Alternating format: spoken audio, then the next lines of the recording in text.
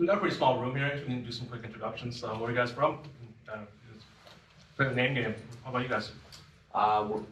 The group of us, we're from University. We're from the University of Nebraska at Kearney. We're the Alpha Rudder chapter there, and we're just coming up here to learn more about the different events we could attend. Flying, and so the University Kearney is in Nebraska, right? Yep. Cool.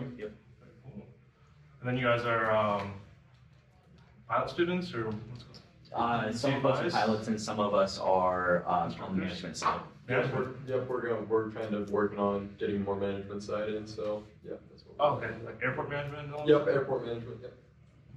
Hope you have a fruitful career. Yeah. It'll be fun. Are you also with Kearney? Yeah. I guess we can go this clockwise. My name is Christina Fallon. I own a couple aviation businesses, Silver Flight Training, Air Aircraft Maintenance, Sebastian Communication, St. County Shop, and a pilot shop. The woman in charge here. Wow, Florida. Okay. Jim Jacobson. I'm in a flight school in southern Minnesota. And it's accelerated aviation, so we do accelerated training. Clayton? Yeah. Clayton Pearson? Yeah, Clayton is my business partner. Yeah. I know him pretty well. I talk to him like every quarter or something like that, you know. Okay. I'm doing like, hey, I'm Tim, how you doing? Need some marketing? I'm doing that guy. Yeah. No, we both own the flight school together there. Okay. We're just an hour south of Minneapolis. Yes. Yeah, we've been talking for about 2-3 years. So it's, Okay. Yeah, so I know you guys pretty well. And when I first started, I guess Right Rudder Marketing and all that stuff, we had met Clayton and Flight School Association of North America. So if you guys are looking for shows to go, Kearney guys, the Flight School Association, they do a video trade show once a year, and that's I don't know where it is actually next year. It might be in Vegas or something, right? Well, it was in we're in Orlando this last year, Yeah, right. and I think we were talking about San Diego maybe next year. Yes, yeah, I think that sounds about right. Yeah, that sounds right. No, so Clayton does more of the business side, Oh, and I'm more of the flight instructing side. Okay, so you're the ops guy, Yeah. chief yeah. pilot, and everything. Yeah. Cool. So, Nice operation. I've seen the website. You guys do a really good job. So. yeah, well, we get people through from private through CFI, CFII in about 6 months. Yeah. Pretty fast. Helping out there. I guess we can. I guess I'll keep doing the naming. Hope we keep going around, and then I'll get my intro.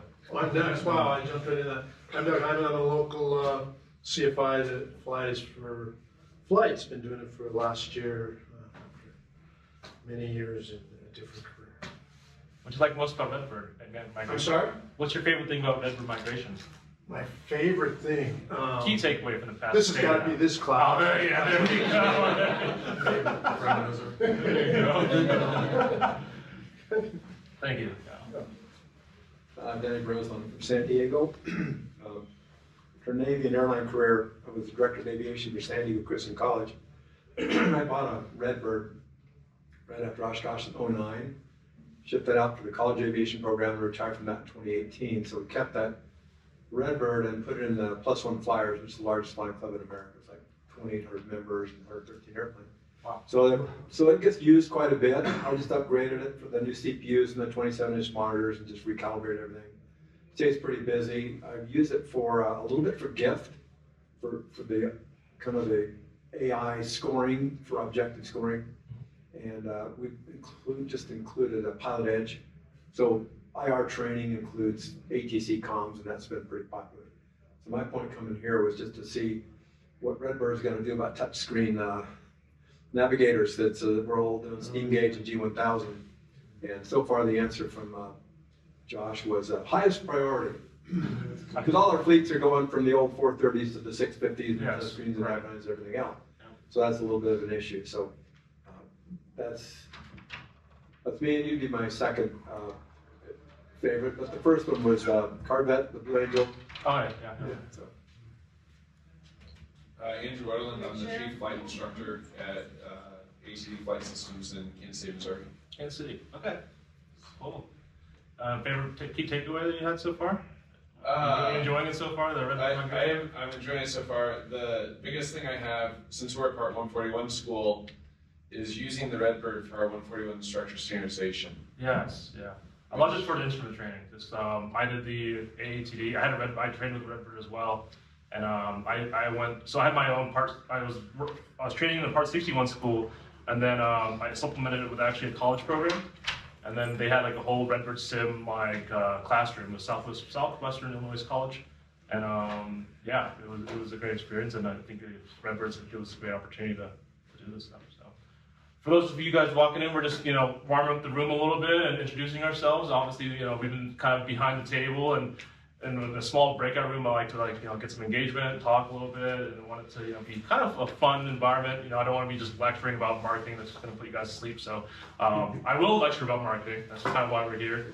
But I want to kind of get to know, have everyone be a little friendly and get to know each other a little bit, and we're gonna have a good time. So, in the back over there. Yeah, my name is Joe Trolio from Orange County Airport, Central Illinois. I don't know about the newest owner of Redbird City, but we take April 1st to look at that. April 1st, not April 2nd. 90%. Yeah, so. Cool. Bradley Barker, independent instructor over in Grand Junction, across the mountains here. Oh, cool. So I drove over here, so it's flying in. There you go. I am Mike Rothen from Detroit, and I've instructed a long time ago, flew corporate, and then kind of got out of things. My partner Nate, who was the other Blue Angel here yesterday, we're opening a Sim First flight school in Detroit that's not at the airport. Okay. So creating a front door for aviation that's not at the airport. It's going to be a franchise system. So we're really interested in being a partner with everybody. Mm-hmm.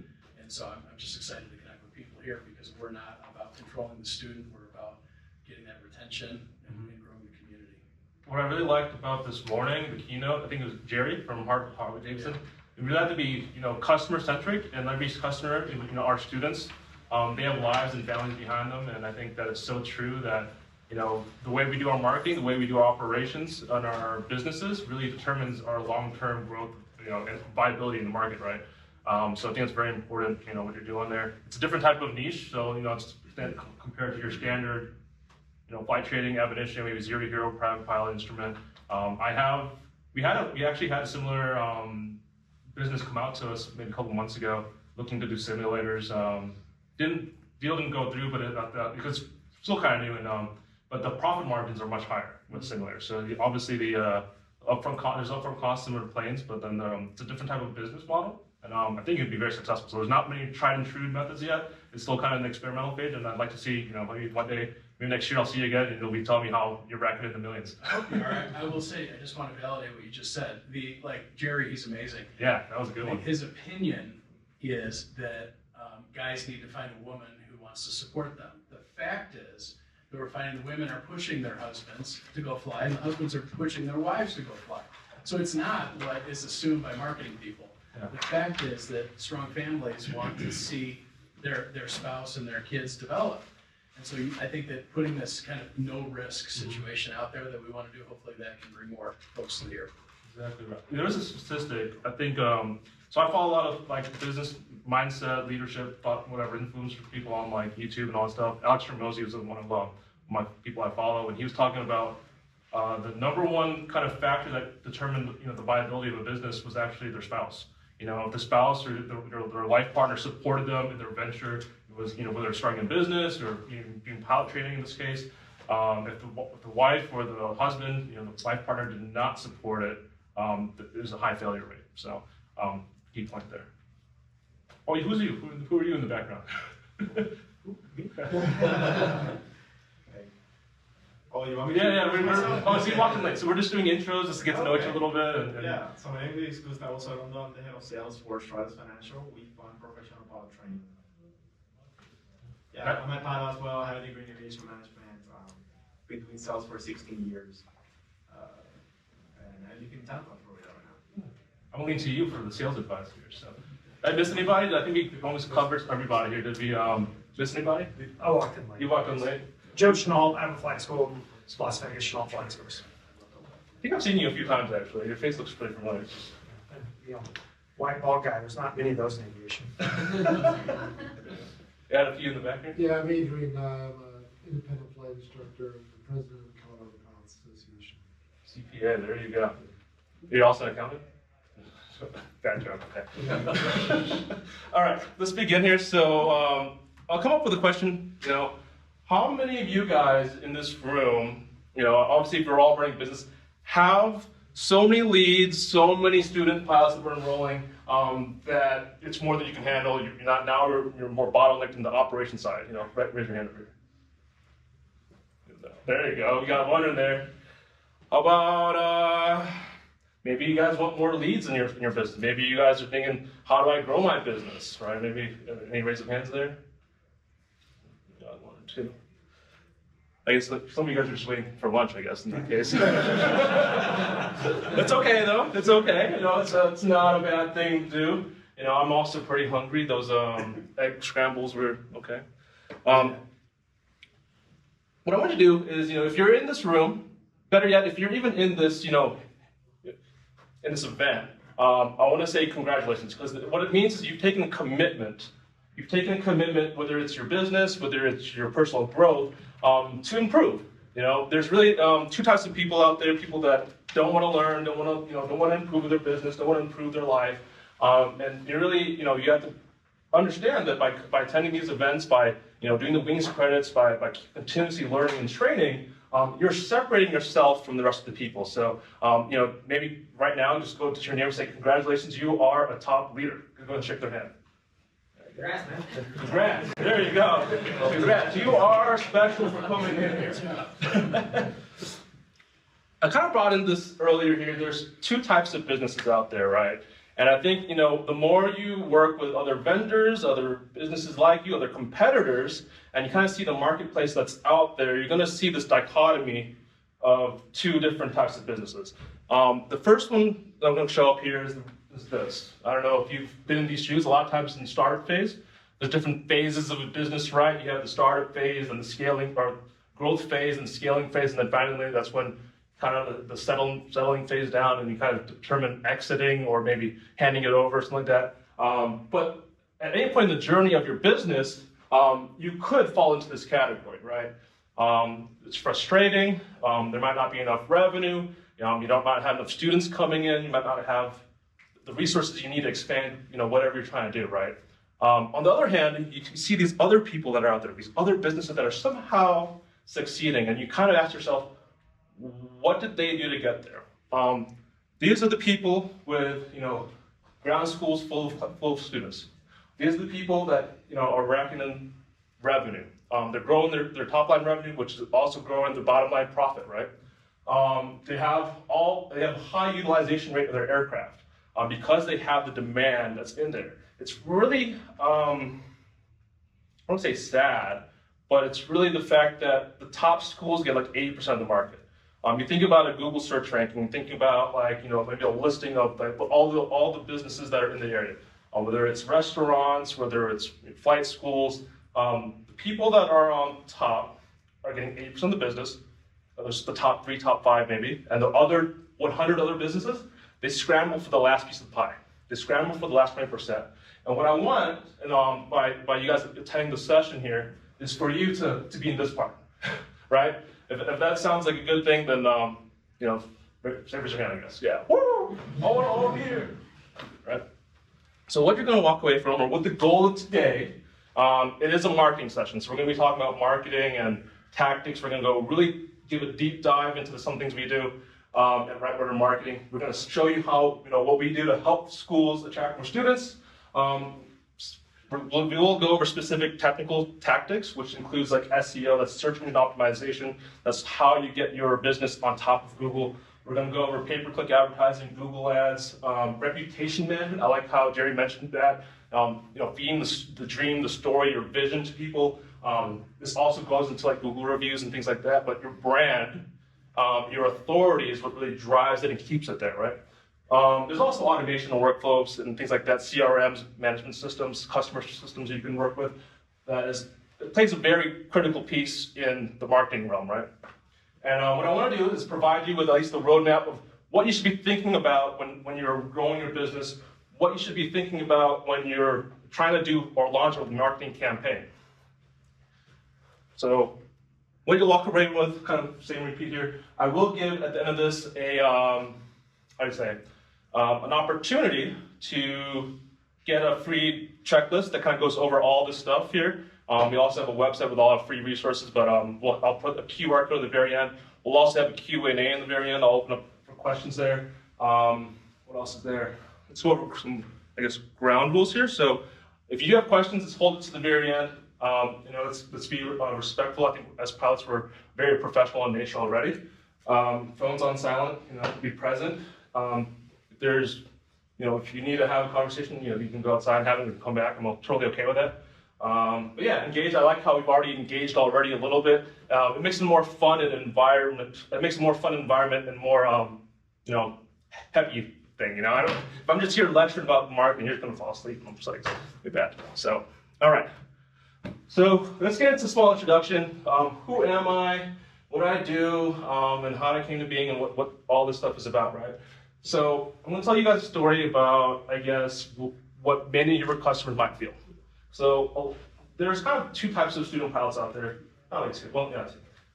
There's people that have been in the aviation market or have been exposed to aviation since they were young. So kind of like Jerry said, you expose them when they're young, and they're already in it, and it's easy just to be inserted into the industry, get your private, get your instrument commercial, and just go, right? On the other hand, there's people that are doing a career change, people that don't know nothing about aviation, and I was in that boat. So before I was a pilot, I was actually I worked in manufacturing. I worked in there for a decade. I worked for Tyson Foods, Conagra Foods. I was in the plants. I went all the way from a technician level. My goal was to be eventually like the big boss. I wanted to. I didn't like, I guess, I would say authority, but I just wanted to be. I wanted to have power, right? I wanted to be it. So I worked my butt off. That's what I did, from the get-go. Starting as a technician, I went into a coordinator role, supervisor role, senior supervisor role, manager, director role. And I finally got it after about 5 years of just grinding really hard. And I looked at it and I said, I need a career change. But the top isn't what it feels like. I thought it could be a really good thing. I thought being the boss was awesome, and in a way, the pay was really well, so that's a good part of it. But something inside me wasn't happy, right? And I think a lot of us have that in ourselves, that we're not happy with something. There's something that scratches that we want something more, right? So I was looking for a career change, and something's popped up. So I had been programming since I was a kid, so I was thinking maybe I can kind of refine my skills as a programmer, as a coder, maybe get in the software world. My father was also in software. He worked for MasterCard. So that was kind of exposed to me already. And then I wasn't really thinking about being a pilot, but actually, I kind of brought my father already. And for my birthday, it was about 5-6 years ago, he bought me a Discovery flight. And for me, I just didn't think it was really possible. I knew I could do it if I really wanted to be a pilot. At the time, the career outlook wasn't good. I was thinking about maybe joining the military if I wanted to be a pilot. Those are kind of the things I had in my mind, the stereotypes that were out there for people that are not in the aviation industry. I just said, well, this is what's out there on the internet. And we got the Discovery flight, and I just, grinned. My smile was from ear to ear at the end. So, there's two results out of a Discovery flight. Either you like it or you don't. And I was in the former camp, and I loved it. And I said, I have to make this, I have to make this work.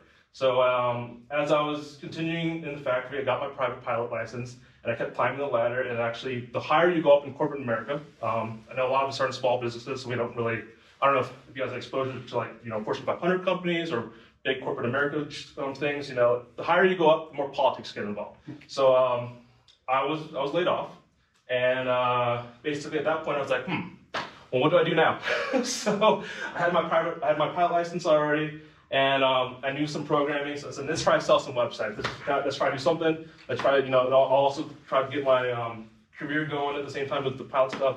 And at first I was, just selling anything to anybody. I was going to selling websites and marketing for lawn care companies and all that stuff. And eventually what happened was I chose to learn. I chose to do what you guys are doing today by being in this room. I chose to attend the trade shows, the conferences. I chose to find a mentor. I didn't have, I had a CFI at the time, but obviously not a business owner. But I chose to get a mentor, and then the mentor told me, you need to, specialize in something. You need to have an avatar for your customers. Who is your ideal customer, right? And he asked me, where do you spend all your time and money at? And I'm like, well, I'm at the airport 3-4 times a week, and that's how Right Rudder Marketing was born. And ever since then, it's been a pretty good show here. So this is my team about a year ago, 2 years ago. I'm gonna take a new photo. This is me giving some talks and stuff like that. Eventually, I did go on to write a book about marketing. It's on Amazon. If you do want a free copy of the book, I can send it to you. It's, at the very end, just either look us up, or at the very end, I'll give you the QR code, scan it in, and then, how do you say, I'll give you a, fill out the form, then I'll send you an email, and all that stuff. We'll get the conversation going. So over to the right, I want to talk about what we've done to impact, the aviation market. So these are just a few of our customers. We have a lot more. There's way more stories to tell. Over here, I want to talk about this, because what I'm going to share with you, with the marketing perspective, is the formula that works. And it worked for at least these 3 schools, and there's 20 more schools that has worked for it that we've worked with individually. But this one right here, his name is Matthew, and he's from Alabama. Really good friend of mine, and we first met when he just got a CFI. He just got his first plane, and he had the dream and the mission to start a flight school. And he finally contracted us out when he was about 2 planes in. He just wasn't good. He had a plane. He was relying on word of mouth. Didn't really know anything as far as marketing, but he did do a website, kind of got it going. And we kicked in. So he had 1 or 2 planes when he started. He's now at 6, 7 right now. He has a wait list of about 60 people. Went from about $200,000 in annual revenue, which is not much, to a little under $1 million within a year. So that's the story with this one. This one over here is in Arizona, Mesa. That's not the owner. That's actually one of the CFIs that I was flying with. I met the owner about 3 years ago, and he was also kind of struggling, right? He was on the left side of the 2 types of aviation business, on the left side. And wasn't getting the calls. He wasn't getting the form submissions, the inquiries, and he contracted us out, and went from around a little under $1 million to about $3-4 million within a year. Eventually, his passion was teaching. Then eventually said, I had enough of this operations of running a flight school, and he sold it, and then he moved to the airlines. But still a great story. We increased his revenue for about $2 million in about a year, so it's pretty good. This one's also very similar to the Matthew story. This is in Miami, Florida. This is Sun City. They're in a very, very busy airport. Lots of competition. So Mesa, by the way, is super competitive. I don't know if you know that market. That's I think somebody do. Miami is equally competitive. Pembroke Pines Airport has about 20-30 flight training operations in the one space. And that's not including Miami Executive and Dayland and all that stuff. So it's a very competitive market. They were on page, ranking number 20 or something like that. And they were at, I want to say 400,000 roughly when we met, 400,000 in annual revenue. After about a year, they hit the 1 million mark, and then after about 2 years, they're just almost at 2 million. So it's been steady growth since then, and so I really like them because they do the things that Jay was talking about, like the events. They're committed to their customer base. They do Women in Aviation. So Women in Aviation Day, they host that in their hangar. They also host the Civil Air Patrol. They're very active in the community. They had a Rusty Pilot seminar with AOPA. The marketing stuff I'm going to teach you is one step, but the next step to take it even further is the community engagement, and that's something that me as a digital marketer, me as someone that's halfway across the country cannot help with.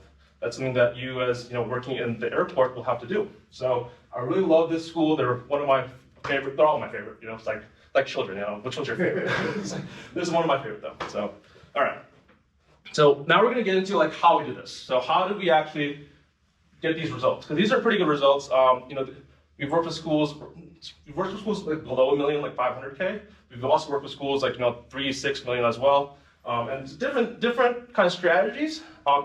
It's the same strategies, just a different scale, right? So I'm going to go over what's called the flight school marketing system. So flight school marketing system is really how we do it. It's the secret sauce. If you have one takeaway, it's right here. You just take the picture of this and then just run with it. I will go into each kind of control surface more in depth as far as how to get this running for your business. But really, it starts with 3 steps. So any sales process, I know we don't want to be transactional. We want to form relationships, right? But any type of sales process, I had to go back to transactional. Has 3 steps. So the first one is curiosity. So you have to have people, you have to spread the word and have them be aware of you at the very least. You need to be able to be seen, so that way they can become curious about you. That way they can learn about you. So how do we do that? Social media, we have website stuff, SEO, word of mouth, events, things like that. They need to know who you are and get to your website. Get to your social media. They need to find you. That's the first one. The second one is called research. They need to figure out what you're about, like what's your business about, how do I become a pilot, what are the steps, how much does it cost? These are all the questions they're going to ask, right away. And at the end of this research stage, what should happen is they should book a discovery flight, right? They should come to your school or come to your business, get to learn more about you and your team, how it works at your business, and you need to meet them in person, right? You need to get the lead. So really step 2 is getting the lead. Step 3 is the commitment phase. It's closing the sale, right? And that's kind of going to be covered in this kind of convert prospective students part. So let's do a show of hands here. Who here is doing all kind of things here? SEO, website, ads, maybe you got some 5-star review campaigns going, you got some automation and CRM stuff in place. Who knows what CRM is? You got 1, 2, 3. So you guys are already doing a lot of stuff, right? You guys are already doing, so this is only gonna be supplemental. For the people that are not doing this stuff, this is gonna be eye-opening. This is stuff that works. I know there's a lot of trends happening right now with AI and all that stuff. But if you get these 5 points done correctly, that will eventually feed into AI. Now, obviously, there's going to be more strategies, maybe in a year from now, 2 years from now. Who knows what will happen, but we try to follow it. But if you can get these right, it's good. So, okay, let's talk about website stuff. So websites, so why do I start with the website? So I was at the first one that's there. Anyone know? It's the oldest. It's the oldest? Sure. That's true. It is part of the oldest form of marketing, kind of. It's still out there. Yeah, it's still out there. It's still out there. That's correct. It's still out there. That's a good one. Anyone have any other ideas? It's the face of your business. The face of your business. It's the salesman that doesn't go to sleep, right? It's the foundation of your marketing, to be honest with you. So they find you where if you run a Google ad, maybe run a video on YouTube or something like that. If they're actually interested in doing business with you, they're going to look at your website. So it's very important we get this part correct. Because we can do all of the other things, and by the way, hold on, I'll go back here for a bit. There's no one magic bullet. You have to do all 5, or we have to do, we have to kind of, it's a buckshot in the air. You have to do kind of everything. You can't just say, I'm going to run Google Ads and we're going to see where it goes. You have to be able to get all different aspects of the flight school marketing system in place for you in order to grow and scale your business. So let's go back to the website stuff. So yeah, it's the salesman that never sleeps. They're working for you nonstop. It's how people will find out more about you, right? So how do we make the best website that actually gives us business? We do it by designing to convert. We do it by designing a website in such a way that when someone visits it, it fulfills step 2 of the flight school marketing system. We're on step 2. Get the lead, guys, get the lead. The first one is get people aware, second one is get the lead. So you want their contact information, right? So we have to be able to get people to give you their contact information. And we do that by, one of them is lead magnets. So lead magnets, who knows what a lead magnet is? Any marketing people here? We have, a chat widget, for example. A lead magnet is basically something that you put out on your website where people are wanting to engage with. Some forms of this could be a chat widget, which I was kind of mentioning earlier. Very easy access. Ones I like to do is like a downloadable booklet. So a downloadable booklet is another method we have. We'll say 5 steps to become a pilot, or how to become a pilot in 1 year or 6 months. Make it more markety, I guess. And then if they want to download this resource, they have to give you your email, right, and their address. Those are funnels too, lead magnet funnels. We talk about chat widgets. We got downloadable content. We have discovery flight. That's probably one of the biggest ones. Discovery flight is like, I'd probably say it's like, so out of if you have, let's say 100 leads in a month, I would probably say discovery flight's like 20 of them. About 40, 50 of them are on average about contact us usually. They usually use the main contact us one. Chat widgets about, depending on the school, so if you're in a younger market, chat widget's very popular. It's very easy to access. And then I'd say that, kind of overlapping here, another 50%, 40% is like phone calls. So phone calls is another one. So talking about phone calls, I'll get into that. You want to have it like right in your face. Like they shouldn't have to search for your phone number on your website. It should be just right there. Last one is images and media. So what does that mean?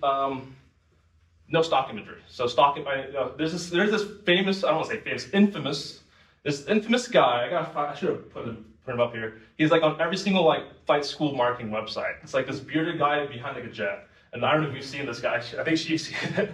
But it's the same guy everywhere. Actually, I was traveling in Central America. It was advertised like a brochure for a flight school in like Panama.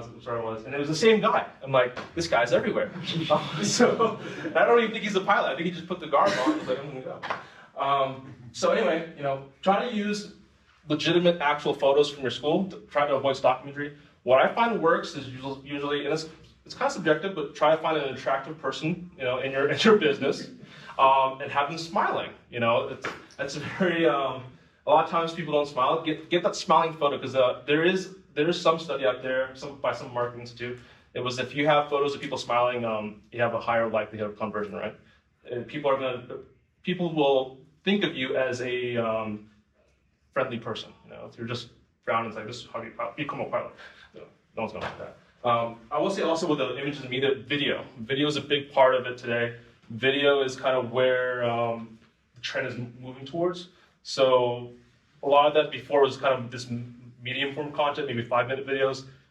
The longer we go in our civilization, it goes shorter and shorter and shorter. The attention span of like, I don't want to say younger people, but just everyone in general is going smaller.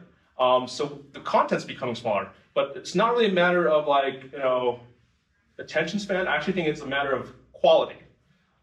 So people will actually listen to a longer form, message or podcast, whatever it is, if it's actually high quality. Same thing with a short, if they just kind of scroll through, it's not a high quality post. It's not an engaging post to have. So really there's, we call it stop the scroll. So in the marketing phraseology, the first 3 seconds that you have in your video, if you don't have that hook, they're just gonna skip you. Right? So if you can get past the first 3 seconds, you got it. So have people that smile. Put these videos not only on your social media on YouTube. By the way, a lot of flight schools don't have YouTube channel. They already have really cool video. I mean, it's really easy to sell flight schools in a way, or pilot careers in a way. You just take a GoPro or something like that, and people fall in love. Question is, how can they find it, right? But video is very important. Start a YouTube channel. I'll get into like directory listings and all that stuff soon. Start a YouTube channel, but embed those YouTube videos onto your website, and then make them. It helps. It helps a lot. This one right here is just a snapshot of a Google Analytics console. So what we do in our business is we put it's like cookies, but we put an analytical tracker onto all our websites, and we can kind of analyze what we have. This was just a snapshot of one of our flight schools. It varies month to month. This one, just out of random, 60% of the people that visited that website, I think this was a school in North Carolina, 62 were on the phone. So if your website is not designed to fit on the phone, it's going to look like crap. So you want to make sure it looks good on the phone. Desktop was 34%. Usually for other markets, it's tablet 0. I think in the aviation industry, we actually have a little bit because of ForeFlight and people using tablets. So you do want to consider the tablet view as well. That's also pretty important. This book right here is called Refactoring UI. So my websites are a little different. I don't use like WordPress or anything like that. I actually code them from scratch. I actually employ my team members not to be like marketing people, more so developers and programmers, because that's my background. That's what I want. And for this, there's a thing called CSS, which stands for Cascading Style Sheets. It's a way to design websites, and it's the backbone of actually designing websites. And there's different frameworks that have been put out recently. The most popular one in the past, I would say 5-10 years, has been what's called Tailwind UI. So Tailwind CSS. And what it does, it's the same type of syntax, but instead of, there's some programming, I don't want to get too technical with it, but what they did is they really defined how websites should look. If you take a website, like a snapshot from like the 90s or 2000s, there's something like aesthetic about it, right? There's something like different about that website. And like the newer ones just look modern, and this is how you define the modern. So you want to think about typography, you want to think about white spacing, you want to think about the font you use, the colors you choose. Typically you want it to align with your brand, right? Colors is a fun one. So if you can design your website or your your graphic even, not even a website. Let's say you're making social media posts, you're putting like an infographic, whatever. If you can design your graphic or your website in complete grayscale and make it look good, then add the colors afterwards, then it's gonna look really good. So focus on the actual design principle first, and then let's the color, and then add the color as a supplement to actually finish your design. I recommend download this book. It's refactoringui.com. Look up Tailwind.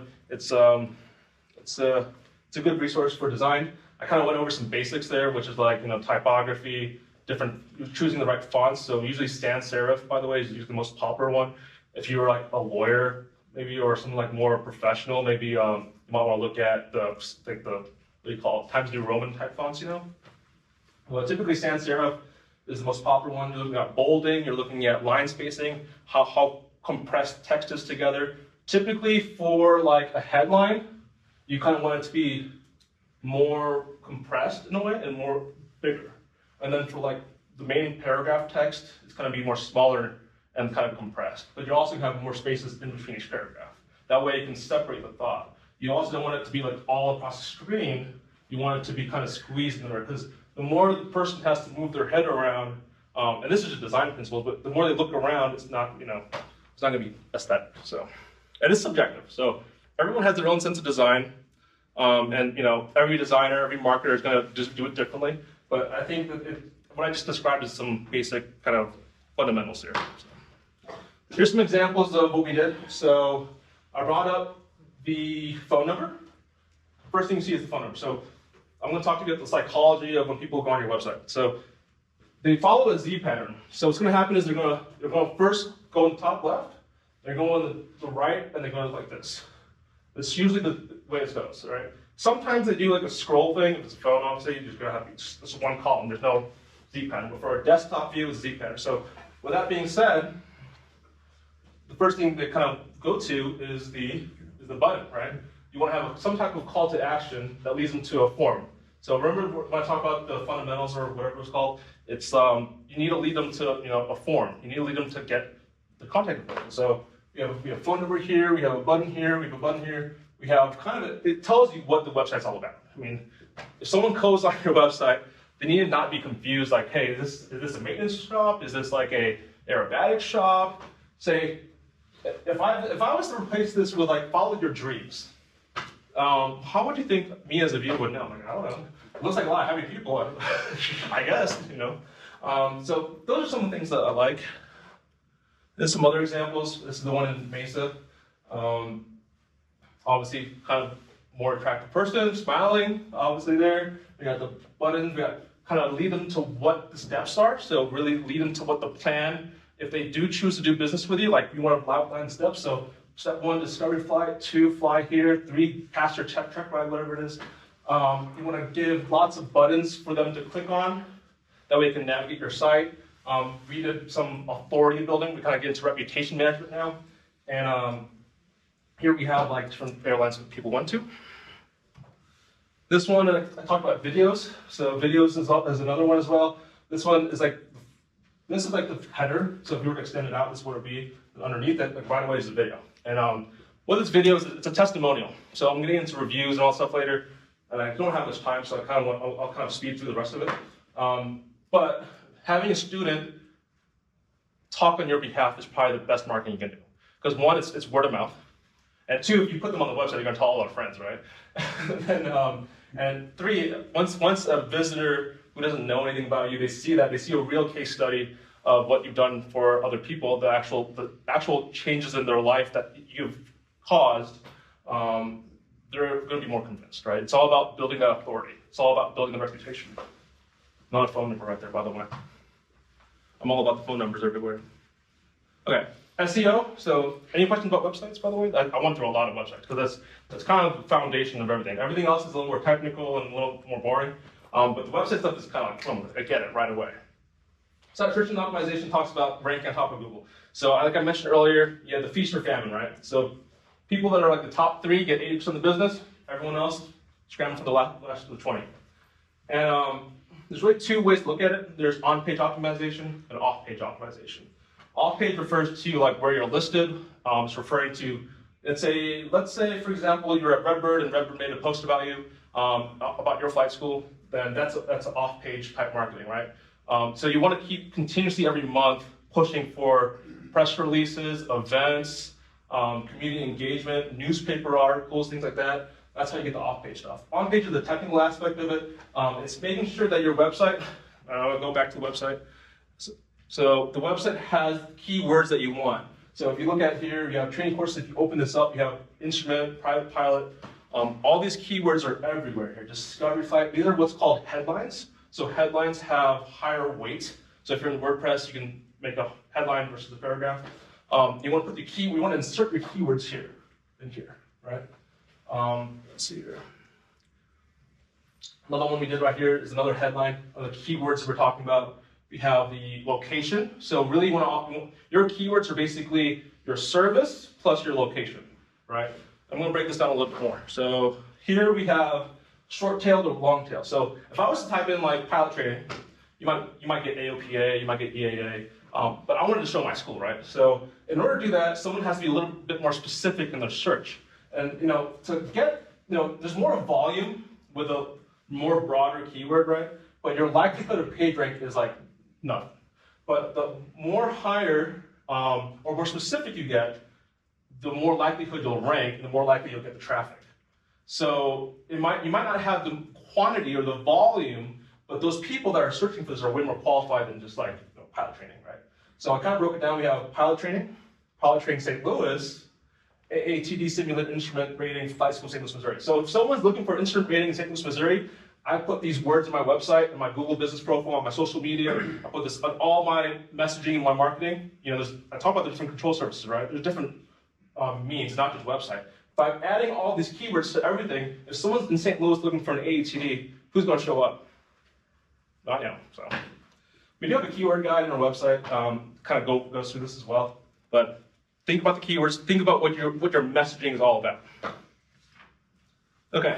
Another part of it I mentioned, so I talked about website and ads is kind of one thing. This is the Google business profile. So if we're talking about directory listings for a little bit.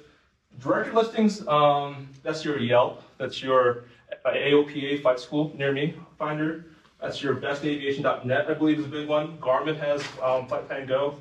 ForeFlight also has directory listings if you're not on there. So if you ever flown around and you go up to an airport and you hit FBO, and then you can see all the companies out there, if you're not listed there, I mean, it's one way to get kind of in the market.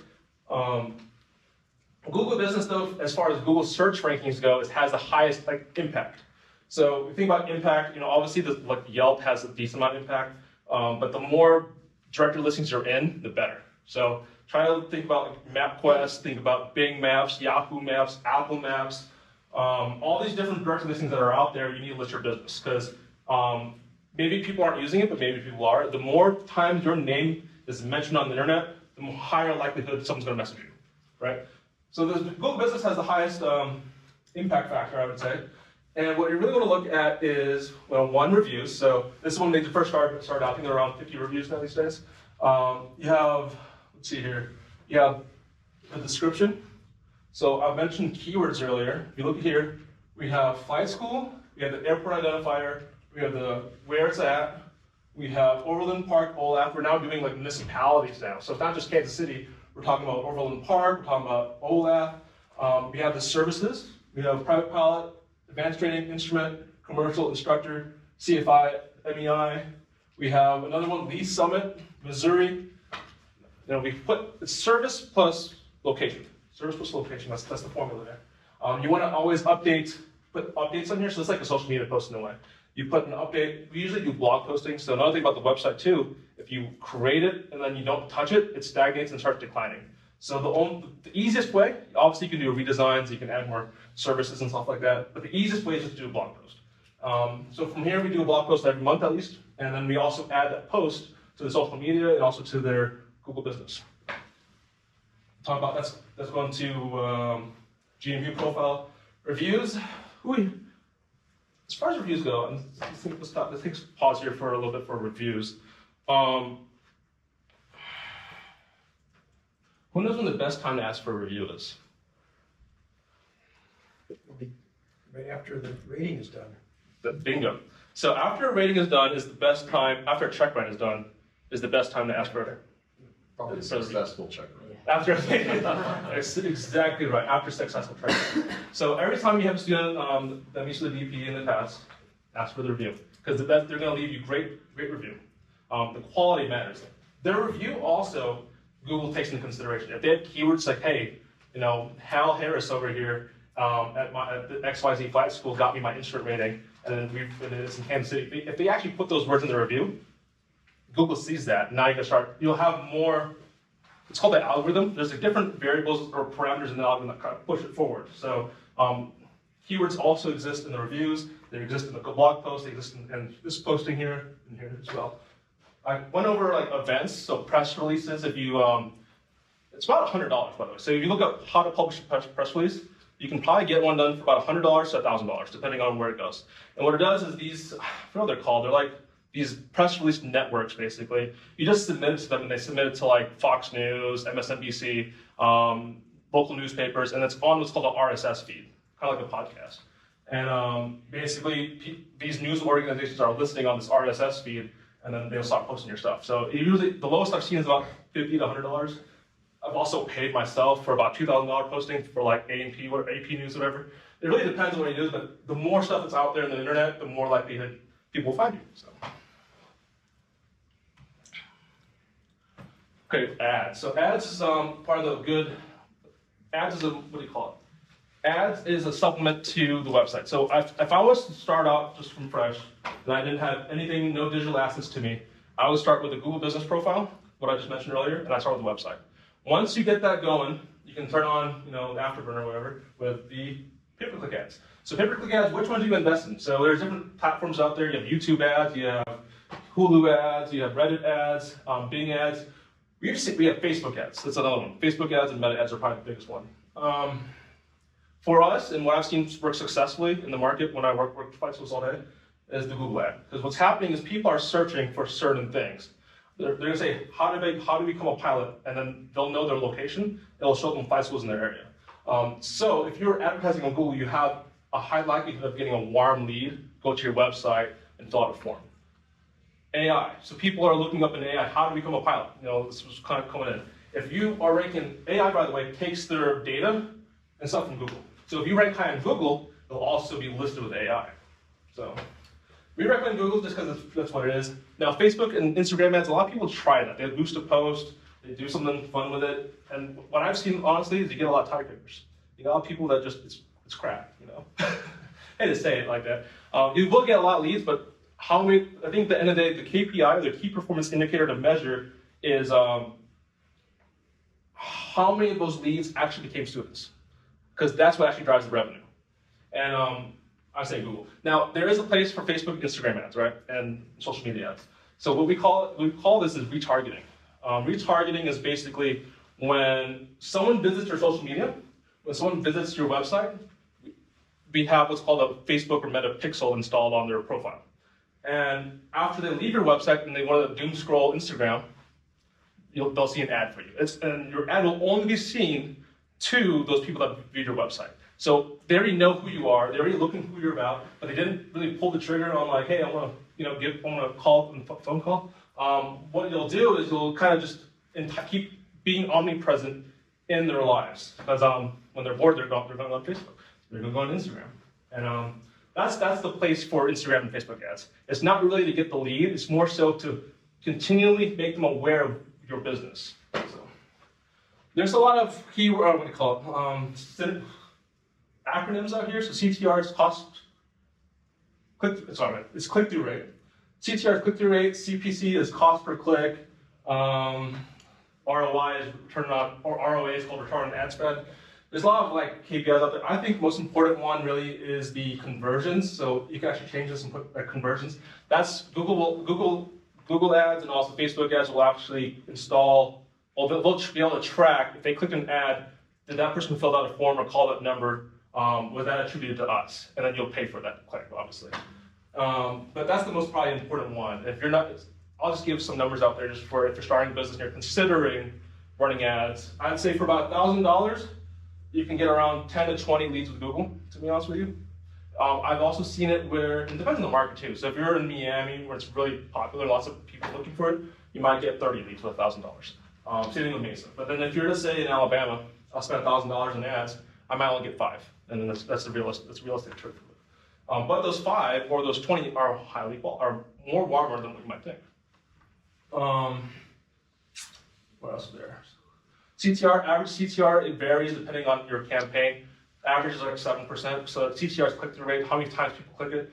To be honest with you, I used to think it mattered when I first started running ads. I'm like, how many people are clicking my ads, right?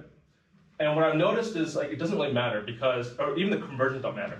Because what happens is if you're spending the ads, as long as the overall number of leads is increasing due to me doing a campaign, I know it's being successful. So like Summit Flight Academy in Kansas City, I think I had a picture of that earlier. They, they were getting about, let's say, 50 leads per month roughly without doing ads. They turned on the ad faucet and they got like 75 to 100, like within a month. So now, when we look at the actual statistics and KPIs, it only showed 2 conversions though. So what people do, and I did it too before I got into marketing, I'd skip the ad. I'd skip the ad and I'd say, I don't want to click this ad, screw you guys. But it had that impression on me, so I already knew who they were, and I saw them again, I clicked it, and eventually, they'll give you their information, so. All right, social media marketing. So I kind of went over this already earlier with the video stuff. So create a hook, first few seconds, address your target. One of the things that people really focus on is like how many followers I have or how many likes I have. And unless you're an influencer or like a celebrity, who gives a shit? It's like it doesn't really matter. What I think is the 10,000 versus 100. So if I have 100 people that are actually interested and like my video, that means more than 10,000 who just like liked it and just like I don't like care about aviation. We're such a small market. Pilots with less than 1%, right? We're such a small market that as long as we can get our target market reached, that's what we want. And the way to do this is to build organically. You can do ads, like it's about retargeting and all that stuff, and that kind of adds to the mix. What I like here is the Sun City. They tell stories. This one I think was a anniversary gift or something like that. This was an event in their school they had. Obviously, they do the typical check ride pass photo. I think at the very bare minimum, they do that. They also do all the different like options in Instagram. They have like the whatever thing they have. You click it and it has like their own reel. So I really like this. It's a good example. One of our good schools that actually does social media pretty good. This is the 3 M's. So I have 3 M's. So the first one is the market. Who is my ideal customer? Who am I trying to reach? Second one is the message. Like what am I going to tell? Now that I know who I'm trying to talk to, what am I going to say to that person? The third one is the medium, and that's the method we use. So whether that's Instagram, whether that's I don't say Snapchat, whether that's Instagram, whether it's Facebook, LinkedIn. If my target demographic, by the way, is career changers and high income value earners, maybe LinkedIn's a better place to do my business at. If my market is younger folks, yeah, Instagram's probably where you're at. So. Reviews, kind of went over that already, but yeah, ask for the reviews. Best time is right after the check ride. Another thing you can do, if you have Flight Special Pro installed in your school, download the list of all your students. There's going to be about 1,000 or 2,000 depending on how old your business is. And what I did is last week, I traveled to Oklahoma City and worked with one of my flight schools. And we went through all 1,000 people and we said, who of these people will leave you a good review? And it took about an hour, but we went through that list and then we got about 200 people out of the 1,000 people. And then we sent them an email saying, hey, please leave me a review. Within an hour of these sending that email, we got 10 reviews. Which, by the way, the school had 3 reviews, so we already ballooned up. It's a significant impact getting a review. So all you need to do is just download that list, send the email out, and that's all you need. But the problem is no one does it. That's where the issue is. And your competitors, or I don't want to say, I don't want to call other flight schools, by the way, or